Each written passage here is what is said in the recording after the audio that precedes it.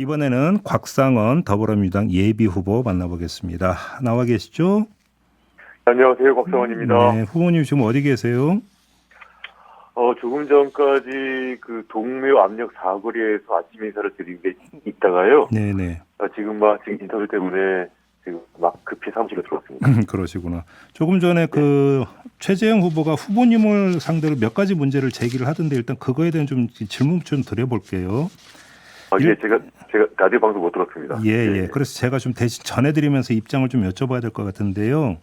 예. 일단 지금 양문석 후보 공천 문제에 대해서 그 예. 최재형 후보는 고 노무현 대통령을 어떤 또 다시 그러니까 언급을 하면서 노무현 대통령의 사위 우리 그 후보님을 또 이야기를 했습니다. 양문석 후보 문제는 어떻게 지금 지켜보고 계시고 어떻게 평가를 하십니까?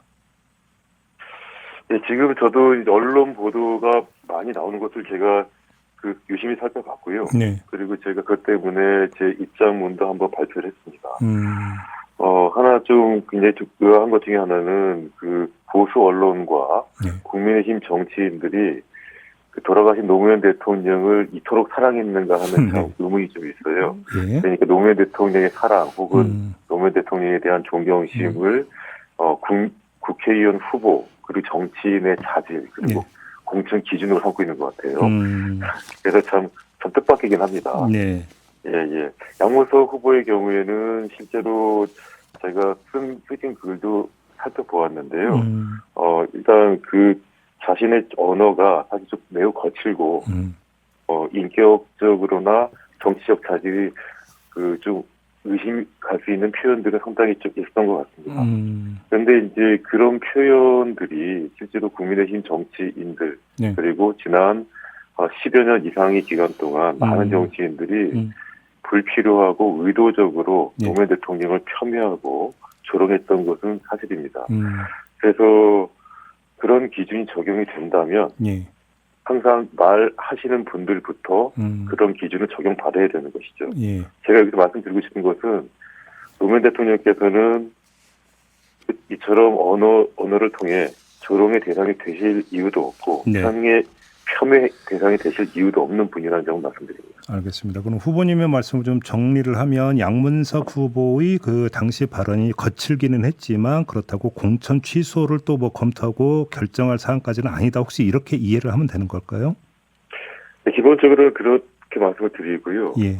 만약에 그것이 공천 기준이 되거나 정치인의 자질 시비가 문제가 된다면 모두 다 동일한 기준을 적용해야 되는 것이죠. 그 여야 예를 들어서 여야 모두 마찬가지입니다. 예를 하나만 들어보면요. 최근에 제 기억에 지금 남아있는 것이 정진석 국회의원, 정진석 국민의힘 국회의원이신데요. 그분이 5선을 하셨죠. 그분이 작년에 그 노무현 대통령을 명예훼손한 혐의로 1심에서 징역 6개월의 실형을 받았어요. 예. 그런데 그 이후에도 계속 판사의 판결이 잘못되었다. 그리고 판사에 대한 개인적인 인신공격도 계속 반복해왔고요. 지금 또 공천받으신 것 같은데요. 충남 공주 부여 청양에서요. 그러면 기준이 같으면 이분은 이미 실형까지 받으신 분을 왜 공천했는지 모르겠네요. 알겠습니다. 최재형 후보가 제기했던 또 하나의 문제는 그 미국 유학 시절 귀거했던 주택의 어떤 그 구입자금 출처 문제를 또 제기를 하더라고요. 어떤 말씀 주시겠습니까? 예. 제가 벌써 그때가 15년 전이네요. 15년 전이고, 그때 당시에 일 때문에 제 아내가 매우 고초를 겪었습니다. 실제로 재판도 받았고, 그때 당시 수사했던 검사가 윤석열 검사인데요. 예. 윤석열 검사고, 제가 그래서 저도 사실 오랫동안 그 사건의 실체를 제가 알지는 못했고요. 그리고 그 당시 제가 수사를 받고 있고 재판을 받고 있던 제 아내를 제가 스스로 변호를 했습니다. 제가 그 당시 지금 마찬가지지만 직업 변호사이기 때문에요. 수사 기록을 모두 다 살펴보았습니다. 제가 드릴 수 있는 말씀은 수사 기록에 의하면 제 아내가 관여된 것은 맞는데 제 아내가 그렇게 기소가 되고 처벌을 받을 일인지는 지금도 잘 확신이 서질 않습니다. 알겠습니다. 다만 제가 재작년쯤에 국가정무원의 개인 사찰 문건을 받은 적이 있습니다. 네네네. 그 문건의 내용에는 제 아내에 대한 수사 관련 사항이 매우 많았고, 그 20건이 넘는 것이었는데, 그 20건이 넘는 내용에는 그 윤석열 검사로 추정되는 인물의 수사 내용이 매우 소상하게 기재되어 있습니다. 네. 예, 그 내용 중에는 윤석열 검사가 불법적인 수사를 하고 있다라는 내용도 적혀 있었고요. 제가 그 내용을 올해 그 1월에 제 그 출마를 하기 위해서, 그리고 제 말씀을 드리기 위해서 책을 한 권 출간을 했습니다. 제목은 곽상원의 시선이라는 네. 책인데요. 그 책의 내용에 상세히 제가 기재해 두었습니다. 알겠습니다. 만약에 최재형 의원께서 그 말씀을 다시 하시고 싶으시다면 네. 제 책을 좀 읽어봐 주시고 알겠습니다.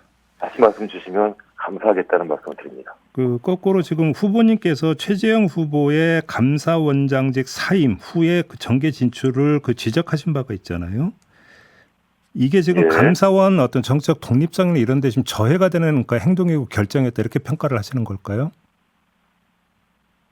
일단 저는 원래 이제 그 같이 경쟁하는 후보에 대해서 불가피한 경우가 아닌 한 그분들의 단점을 문제 삼거나 그분들의 그 정치 자질을 제가 평할 생각이 전혀 없습니다. 네.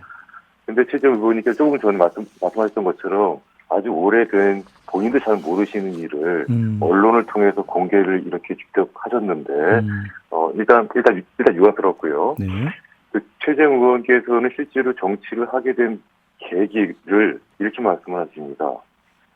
문재인 대통령이 자신을 검사원장으로 임명을 했지만 문재인 대통령의 그 정치 내지 통치에 대해서 부당하다고 느꼈고 그래서 정치를 시작했다고 하신 것인데요. 네.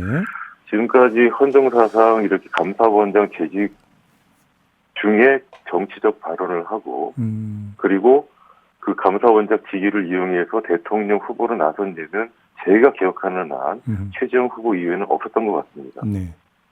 네. 그것이 마치 지금 현재 대통령이신 윤석열 대통령도 사정기관 중에 하나인 검찰총장의 직위에서 곧바로 대통령이 되셨지 않습니까? 네네. 그 감사원도 사정기관 중에 하나인데 예. 실제로 국가 공무원들의 가장 영향력을 가장 크게 미치는 사정기관인데 그 수장이고 헌법기관으로서 정치의 토대를 삼았다고 볼 수밖에 없는 것이죠. 알겠습니다. 지금 좀 약간 쟁점이 되고 있는 게 이승만 기념관을 송현 녹지광장에 건립하느냐 마느냐 이 문제가 좀 논란이 되고 있고 후보님께서 송현광장 건립은 정치적 야욕이다 이렇게 지적하신 바가 있어서 최재형 후보에게 이 질문을 드렸더니 최재형 후보의 답변은 이 문제를 이념적으로 접근하는 것은 적절하지 않다 이렇게 답변을 하던데 어떤 말씀 주시겠습니까? 네, 지금 송현광장에 대해서 지금 종로구뿐만 아니라 전국적으로 많은 관심들을 가지고 계십니다. 네. 지금 최재형 후보께서 송현광장을 이념적인 접근을 해서는 안 된다고 했는데 제가 드리고 싶은 말씀이 송현광장을 이념적으로 접근해서는 안 된다는 말씀입니다. 그 말씀 뭐냐면은 네. 지금 이 송현광장은 정말 처음으로 국민들과 종로 국민들께 개방이 됐고 지금 현재도 많은 종로 국민들이 송현광장을 누구든지 다 이용할 수가 있습니다. 네네.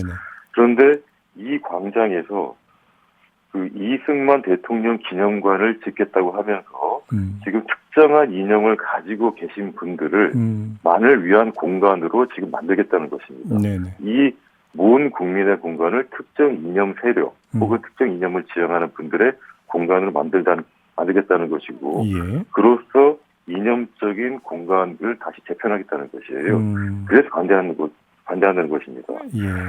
특히나 이 종로는 그 4.19 혁명 당시에 이승만 대통령을 하야시킨 시위가 진행되었던 주 무대입니다. 네네. 그런 공간을 했다는 것은 실제로 이념 공간을 만들겠다는 의도밖에 되지 않습니다. 하나 더 말씀을 드리면 이승만 대통령께서 그 초대 대통령이셨기 때문에 기념회에 대한 그 가치가 있다고 판단하시면요. 네. 여기 종로구 내에 이승만 대통령 가옥인 이화장이 있습니다. 아, 예. 그 이화장을 확대 개편해도 좋고 지금 문이 닫혀 있는데 그 문을 활짝 열어두어도 충분할 것으로 봅니다. 그래요. 알겠습니다. 뭐 이제 그 지역 유권자들 많이 만나고 계시잖아요. 반응들이 좀 어떻습니까? 그렇습니다. 어떻게 체감하고 계세요? 반응들은 저는 실제로 선거운동을 하기 때문에요. 매번 악수를 하거나 명함을 나눠드리거나 인사를 할 때마다 그 말씀 주시는 것들이 많습니다. 네. 그런데 이제 점차로 좀 강한 발언하시는 분들이 점점 늘어나고 계세요. 강하다라고 하는 건 어떤 뜻일까요? 그러니까 뭐 국회의원 당선되셔서 꼭 탄핵시켜달라는 분도 계시고, 예, 예. 예, 실제로 그 빈도가 조금씩 늘어나고 있습니다. 예, 예. 그러니까 비판의 그리고 강도, 윤석열 정부에 대한 비판의 강도가 이제 세다 발언이. 예. 종로구에서 제가 선거를 하고 있는데 예. 오히려 윤석열 정부에 대한 발언이 좀 세시고요. 그리고 국회의원 선거니까 국회의원직을 지금까지 그 종로구는 아시는 것처럼 자신의 정치적 야망의 토대가 되었던 그런 곳입니다. 그래서 네. 현실적인 정치가 돌아와야 한다라는 예. 말씀도 많이 하고 계십니다. 알겠습니다. 말씀 여기까지 좀 들어야 될 것 같네요. 고맙습니다, 후보님. 예, 감사합니다. 네, 지금까지 곽상은 더불어민주당 서울 종로 예비 후보였습니다.